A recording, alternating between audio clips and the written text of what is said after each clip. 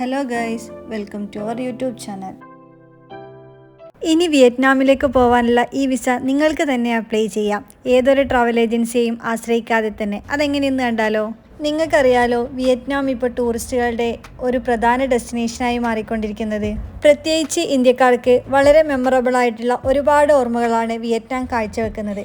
ഈ visa apply ചെയ്യുന്നതിന് മുമ്പ് കുറച്ച് കാര്യങ്ങൾ ശ്രദ്ധിക്കാനുണ്ട്. അത് നമ്മൾ ഈ വീഡിയോയിലൂടെ കാണിച്ചു തരാം. ആദ്യം തന്നെ ഗൂഗിൾ വെബ് ബ്രൗസറിൽ കയറി വിയറ്റ്നാം ഇ വിസ എന്ന് സെർച്ച് ചെയ്യുക. അപ്പോൾ നമുക്ക് വിയറ്റ്നാം നാഷണൽ ഇലക്ട്രോണിക് വിസ സിസ്റ്റത്തിൻ്റെ വെബ്സൈറ്റ് കാണാൻ സാധിക്കും. ഇതാണ് ഒഫീഷ്യലായി വിയറ്റ്നാമിലേക്കുള്ള ഇ വിസ അപ്ലൈ ചെയ്യാനുള്ള വെബ്സൈറ്റ്. ഇതിൽ ആദ്യം തന്നെ മെയിനായിട്ടുള്ള ഇൻഫർമേഷനൊക്കെ കൊടുത്തിട്ടുണ്ട്. എത്രയാണ് വിയറ്റ്നാമിലേക്കുള്ള ഇ വിസയുടെ ഫീസ്, അങ്ങനെയുള്ള കാര്യങ്ങളാണ് കൊടുത്തിട്ടുള്ളത്. ഇനി നമുക്ക് ഇതിൽ അപ്ലൈ നൗ ക്ലിക്ക് ചെയ്താൽ ഡിക്ലറേഷൻ കാണാൻ സാധിക്കും. ഈ ഡിക്ലറേഷനിൽ മെയിനായും പറഞ്ഞിട്ടുള്ളത് ഏതൊക്കെ എയർപോർട്ടുകളോ സീ പോർട്ടുകളോ ആണ് നമുക്ക് വിയറ്റ്നാമിലേക്ക് എൻ്റർ ചെയ്യാനും എക്സിറ്റ് ചെയ്യാനും പറ്റുന്നത്, അങ്ങനെയുള്ള മെയിനായിട്ടുള്ള ഇൻഫർമേഷൻ എല്ലാം കൊടുത്തിട്ടുള്ളത്. ജസ്റ്റ് കൺഫേം ചെയ്ത ശേഷം നെക്സ്റ്റ് അടിക്കാം. ഇപ്പോൾ ഈ കാണുന്നതാണ് വിയറ്റ്നാം ഇ വിസയുടെ മെയിനായിട്ടുള്ള ആപ്ലിക്കേഷൻ ഫോം. ആദ്യം തന്നെ ഗ്ലാസ് ഒന്നും വെക്കാതെയുള്ള സ്ട്രൈറ്റ് ആയിട്ട് നോക്കുന്ന നമ്മുടെ ഒരു ഫോട്ടോയാണ് സെലക്ട് ചെയ്ത് കൊടുക്കാനുള്ളത്. അതിൽ JPG ഫോമിലായിരിക്കണം സെലക്ട് ചെയ്ത് കൊടുക്കേണ്ടത്. അത് സെലക്ട് ചെയ്ത ശേഷം പിന്നെ സെലക്ട് ചെയ്യേണ്ടത് പാസ്പോർട്ടിൻ്റെ മെയിൻ പേജിൻ്റെ JPG ഫോമാണ്. അതിനുശേഷം നമ്മൾ അപ്ലോഡ് ചെയ്ത ഫോട്ടോയും പാസ്പോർട്ടിലെ ഫോട്ടോയും തമ്മിലുള്ള മാച്ചിങ് എത്ര % ആണെന്ന് ഇവിടെ കാണിക്കും. ഫോട്ടോസ് മാച്ച് ആയാൽ മാത്രമേ നമുക്ക് ഈ ആപ്ലിക്കേഷൻ പ്രോസസ്സ് കണ്ടിന്യൂ ചെയ്യാൻ സാധിക്കൂ. അതിനുശേഷം പേഴ്സണൽ ഇൻഫർമേഷൻ ഫില്ല് ചെയ്ത് തുടങ്ങാം. അതിലെ surname, middle name, date of birth, അങ്ങനെയുള്ള കാര്യങ്ങളൊക്കെ ഡിഫോൾട്ടായി പാസ്പോർട്ടിൽ നിന്ന് തന്നെ ഫെച്ച് ചെയ്യുന്നതാണ്. ഐഡൻറ്റിറ്റി കാർഡ് എന്നുള്ള സെക്ഷൻ ഫില്ല് ചെയ്യേണ്ട ആവശ്യമില്ല. അതിനുശേഷം നമ്മുടെ ഇമെയിൽ ID കൊടുക്കാം, പിന്നെ റിലീജിയൻ കൊടുക്കാം, പിന്നെ പ്ലേസ് ഓഫ് ബർത്ത് അത് പാസ്പോർട്ടിൽ നിന്ന് തന്നെ നമുക്ക് നോക്കിയിട്ട് ടൈപ്പ് ചെയ്യാവുന്നതാണ്. അതിനുശേഷം ഇമെയിൽ ID വീണ്ടും ഒന്നുകൂടി ടൈപ്പ് ചെയ്ത് കൊടുക്കാം. ഇത്രയും കഴിഞ്ഞാൽ നമുക്ക് അടുത്ത സെക്ഷനിലേക്ക് പോവാം. അടുത്ത സെക്ഷനിൽ മെയിനായിട്ടുള്ളത് 2-3 ക്വസ്റ്റ്യൻസ് ആണ്. ആദ്യത്തെ തന്നെ എപ്പോഴെങ്കിലും വേറെ ഏതെങ്കിലും പാസ്പോർട്ട് ഉപയോഗിച്ച് വിയറ്റ്നാമിലേക്ക് എൻ്റർ ചെയ്തിട്ടുണ്ടോ എന്നുള്ള ക്വസ്റ്റ്യനാണ്. അത് കഴിഞ്ഞാൽ നിങ്ങൾക്ക് മൾട്ടിപ്പിൾ നാഷണാലിറ്റീസ് ഉണ്ടോ എന്നുള്ള ക്വസ്റ്റ്യനും, അത് കഴിഞ്ഞാൽ Vietnamese law or regulation violate ചെയ്തിട്ടുണ്ടോ എന്നുള്ള ക്വസ്റ്റ്യനും. അപ്പോൾ മെയിനായിട്ട് ഇത് എല്ലാ സെക്ഷനിലും നോ എന്ന് കൊടുത്തിട്ട് നമുക്ക് അടുത്ത സെക്ഷനിലേക്ക് പോവാം. അടുത്ത റിക്വസ്റ്റഡ് ഇൻഫർമേഷൻ ഉള്ളത് നിങ്ങളുടെ വിസ ടൈപ്പാണ്, അതായത് സിംഗിൾ എൻട്രി ആണോ മൾട്ടിപ്പിൾ എൻട്രി ആണോ എന്നാണ്. സിംഗിൾ എൻട്രി എന്ന് പറഞ്ഞു കഴിഞ്ഞാൽ വിസ കാലയളവിൽ നിങ്ങൾക്ക് ഒരു പ്രാവശ്യം മാത്രമേ വിയറ്റ്നാമിലേക്ക് എൻട്രി ചെയ്യാനും എക്സിറ്റ് ചെയ്യാനും സാധിക്കുകയുള്ളൂ. മൾട്ടിപ്പിൾ എൻട്രി എന്ന് പറഞ്ഞാൽ വിസ കാലയളവിൽ തന്നെ ഒന്നിൽ കൂടുതൽ പ്രാവശ്യം നിങ്ങൾക്ക് എൻട്രി ചെയ്യാനും എക്സിറ്റ് ചെയ്യാനും സാധിക്കും. ഇതിൻ്റെ റേറ്റ് എന്ന് പറഞ്ഞു കഴിഞ്ഞാൽ $25 സിംഗിൾ എൻട്രിക്കും, $50 മൾട്ടിപ്പിൾ എൻട്രിക്കുമാണ്. അതിനുശേഷം വിസ വാലിഡിറ്റിയുടെ സ്റ്റാർട്ടിംഗ് ഡേറ്റും എൻഡിങ് ഡേറ്റും നമുക്ക് കൊടുക്കാം. യൂഷ്വലി 3 മന്താണ് നമുക്ക് ഈ വിസയ്ക്ക് വാലിഡിറ്റി ഉള്ളത്. അപ്പോൾ സ്റ്റാർട്ടിങ്ങും എൻഡിങ്ങും തമ്മിലുള്ള ഡേറ്റ് 3 മന്തിൽ കൂടുതൽ പോയാൽ നമുക്ക് പ്രോസസ്സ് ചെയ്യാൻ പറ്റില്ല, അത് എറർ കാണിക്കും. അപ്പോൾ കറക്റ്റായിട്ടുള്ള ഡേറ്റ് കൊടുത്ത ശേഷം നമുക്ക് 3ാമത്തെ സെക്ഷനിലേക്ക് പോവാം. അതിൽ പാസ്പോർട്ട് നമ്പർ ബൈ ഡിഫോൾട്ടായിട്ട് നമുക്ക് പാസ്പോർട്ടിൽ നിന്ന് തന്നെ അത് ഫെച്ച് ചെയ്തിട്ടുണ്ടാവും. Issuing authority India, type of passport ordinary പാസ്പോർട്ടാണോ ആ ഇൻഫർമേഷൻ കൊടുക്കാം. അതിനുശേഷം പാസ്പോർട്ടിൻ്റെ ഡേറ്റ് ഓഫ് ഇഷ്യൂ അത് പാസ്പോർട്ടിൽ നിന്ന് തന്നെ നോക്കിയിട്ട് ടൈപ്പ് ചെയ്ത് കൊടുക്കാം. പിന്നെ പാസ്പോർട്ടിൻ്റെ എക്സ്പയറി ഡേറ്റ് അത് ഓട്ടോമാറ്റിക്കായിട്ട് ഫെച്ച് ചെയ്തിട്ടുണ്ടാവും. അപ്പോൾ അത് ടൈപ്പ് ചെയ്ത് കൊടുക്കേണ്ട ആവശ്യമില്ല. ഇത്രയും കൊടുത്ത ശേഷം നമുക്ക് അടുത്ത സെക്ഷനിലേക്ക് പോവാം. അടുത്തത് കോൺടാക്റ്റ് ഇൻഫർമേഷൻ ആണ്. അതായത് നമ്മുടെ പെർമനൻ്റ് റെസിഡൻഷ്യൽ അഡ്രസ്സ് അത് നമുക്ക് പാസ്പോർട്ടിൽ നിന്ന് നോക്കി ഇവിടെ ടൈപ്പ് ചെയ്ത് കൊടുത്താൽ മതി. അടുത്തത് കോൺടാക്റ്റ് അഡ്രസ്സ് അത് സെയിം അഡ്രസ്സ് തന്നെ കൊടുത്താൽ മതി, കോൺടാക്റ്റ് അഡ്രസ്സ്.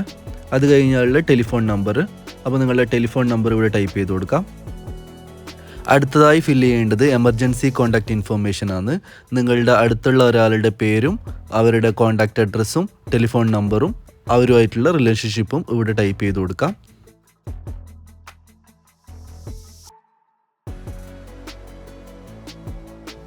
അടുത്ത സെക്ഷൻ എന്ന് പറയുന്നത് ഓക്യുപ്പേഷൻ ആണ്. അത് നിർബന്ധമുള്ള ഏരിയ അല്ല, വേണമെങ്കിൽ നിങ്ങളുടെ ജോലിയും ജോലിയുടെ ഇൻഫർമേഷനും അങ്ങനെയുള്ള കാര്യങ്ങളൊക്കെ നിങ്ങൾക്ക് ടൈപ്പ് ചെയ്ത് കൊടുക്കാവുന്നതാണ്. 6ാമത്തെ സെക്ഷൻ മാൻഡേറ്ററി സെക്ഷനാണ്. ഇത് ഇൻഫർമേഷൻ അബൌട്ട് ദി ട്രിപ്പ്, അതായത് നിങ്ങളുടെ പർപ്പസ് ഓഫ് എൻട്രി, നിങ്ങൾ ടൂറിസ്റ്റ് ആണോ അല്ലെങ്കിൽ ബിസിനസ് ട്രിപ്പാണോ അങ്ങനെയുള്ള ഇൻഫർമേഷൻ ഇവിടെ സെലക്ട് ചെയ്ത് കൊടുക്കണം. നിങ്ങൾ ടൂറിസ്റ്റ് ആയിട്ടാണ് വരാൻ ഉദ്ദേശിക്കുന്നതാണെങ്കിൽ ടൂറിസ്റ്റ് എന്ന് കൊടുത്താൽ മതി. പിന്നെ ഇന്ത്യൻ്റെ ഡേറ്റ് ഓഫ് എൻട്രി, നിങ്ങൾ വരാൻ ഉദ്ദേശിക്കുന്ന ഡേറ്റ്, നിങ്ങൾ എത്ര ദിവസമാണ് താമസിക്കുന്നത്, പിന്നെ നിങ്ങളുടെ ഫോൺ നമ്പർ, പിന്നെ നിങ്ങളുടെ ഹോട്ടൽ അഡ്രസ്സ്. ഹോട്ടൽ അഡ്രസ്സ് കറക്റ്റായി തന്നെ ഫില്ല് ചെയ്യാൻ ശ്രദ്ധിക്കണം. നിങ്ങൾ വിയറ്റ്നാമിൽ വന്നാൽ ആദ്യം താമസിക്കാൻ ഉദ്ദേശിക്കുന്ന ഹോട്ടലിൻ്റെ അഡ്രസ്സാണ് ഇവിടെ കൊടുക്കേണ്ടത്. അതുകൊണ്ട് നിങ്ങൾ ഈ വിസ എടുക്കുന്നതിന് മുമ്പ് തന്നെ ഹോട്ടൽ അഡ്രസ്സ് ബുക്ക് ചെയ്യേണ്ടത് ആവശ്യമാണ്. അതിനുശേഷം ആ ഹോട്ടൽ അഡ്രസ്സിലുള്ള സിറ്റി, വാർഡ്, അങ്ങനെയുള്ള എല്ലാ ഇൻഫർമേഷനും ഇവിടെ ടൈപ്പ് ചെയ്ത് കൊടുക്കാം. അതിനുശേഷം നിങ്ങൾ വരാൻ ഉദ്ദേശിക്കുന്നത് ഏത് എയർപോർട്ടിലേക്കാണ്, പോകാൻ ഉദ്ദേശിക്കുന്നത് ഏത് എയർപോർട്ടിൽ നിന്നാണ്, ആ ഇൻഫർമേഷനും കൂടി കൊടുക്കാം. ഇവിടെ ഞാൻ കൊടുത്തിട്ടുള്ളത് ഹൊച്ചിമിൻ സിറ്റിയിലെ ടാൻ സൺ നട്ട് എയർപോർട്ടാണ് കൊടുത്തിട്ടുള്ളത്. പിന്നെയുള്ളത് committed to declare temporary residence according to the provision of Vietnamese, അത് ടിക്ക് ചെയ്ത് കൊടുക്കാം. അതിനുശേഷം താഴെ 3 ക്വസ്റ്റ്യനാണ് കൊടുക്കുന്നുള്ളത്. നിങ്ങൾ ഏതെങ്കിലും ഒരു ഏജൻസി മുഖേനയാണ് വരാൻ ഉദ്ദേശിക്കുന്നത്, പിന്നെ ലാസ്റ്റ് 1 ഇയറിൽ നിങ്ങൾ വിയറ്റ്നാം വിസിറ്റ് ചെയ്തിട്ടുണ്ടോ, പിന്നെ നിങ്ങൾക്ക് ആരെങ്കിലും റിലേറ്റീവ്സ് വിയറ്റ്നാമിൽ ഓൾറെഡി ഉണ്ടോ, അങ്ങനെയുള്ള ക്വസ്റ്റ്യൻസാണ്. അത് നിങ്ങൾ ഉചിതമായ രീതിയിൽ ടിക്കിട്ട ശേഷം 7ാമത്തെ സെക്ഷനിലേക്ക് പോവാം. അതായത് 14 വയസ്സിൽ താഴെയുള്ള കുട്ടികൾ നിങ്ങളുടെ കൂടെ വിയറ്റ്നാമിലേക്ക് ട്രാവൽ ചെയ്യുന്നുണ്ടോ എന്നാണ് ചോദിക്കുന്നത്. പക്ഷേ അത് ഇന്ത്യക്കാർക്ക് ഈ സെക്ഷൻ ബാധകമല്ല.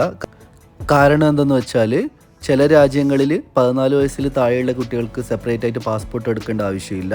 അവരുടെ പാരൻസിൻ്റെ പാസ്പോർട്ടിൽ തന്നെ കുട്ടികളെ കൂടി ഇൻക്ലൂഡ് ചെയ്യുന്നുണ്ട്. അങ്ങനെയുള്ളവർക്ക് വേണ്ടിയാണ് ഈ സെക്ഷൻ. അതിനുശേഷമുള്ള 8ാമത്തെ സെക്ഷൻ ട്രിപ്പ് എക്സ്പെൻസ് മാൻഡേറ്ററി അല്ല, അത് ഒഴിവാക്കാം. അതിനുശേഷം അവസാനമുള്ള ഓതറൈസേഷൻ ടിക്ക് ചെയ്ത ശേഷം നെക്സ്റ്റ് ക്ലിക്ക് ചെയ്യാം. അപ്പോൾ നമുക്ക് നമ്മൾ ഫില്ല് ചെയ്ത കംപ്ലീറ്റ് ആയിട്ടുള്ള ആപ്ലിക്കേഷൻ ഒന്ന് റിവ്യൂ ചെയ്യാൻ വേണ്ടി കിട്ടും.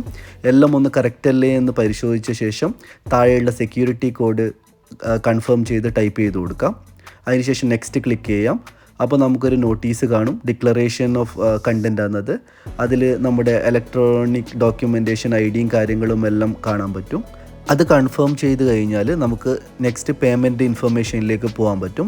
അതിൽ നമ്മൾ എത്രയാണ് പേയ്മെൻറ്റ് ചെയ്യേണ്ടത്, അങ്ങനെയുള്ള കാര്യങ്ങളൊക്കെ കാണാൻ പറ്റും. അത് എഗ്രി ചെയ്ത് നെക്സ്റ്റ് പേയ്മെൻറ്റ് സെക്ഷൻ ക്ലിക്ക് ചെയ്താൽ നമുക്ക് 2 തരത്തിലുള്ള പേയ്മെൻറ്റ് ഗേറ്റ് വേ ആണ് അവൈലബിൾ ആയിട്ടുള്ളത്. ഒന്ന് ATM കാർഡ് വെച്ചും ഒന്ന് മാസ്റ്റർ കാർഡ് അല്ലെങ്കിൽ വിസ കാർഡ് അങ്ങനെയുള്ള കാർഡ് വെച്ചുമാണ് ചെയ്യേണ്ടത്.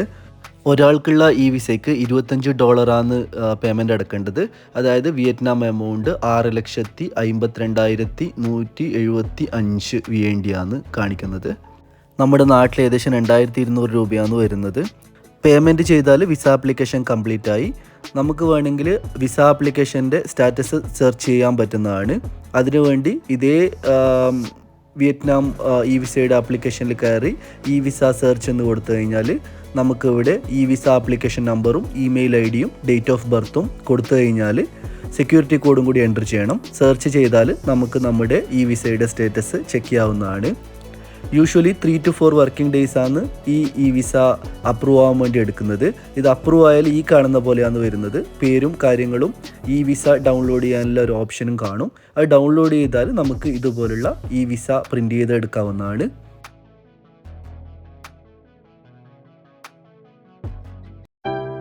Thank you for watching our YouTube channel.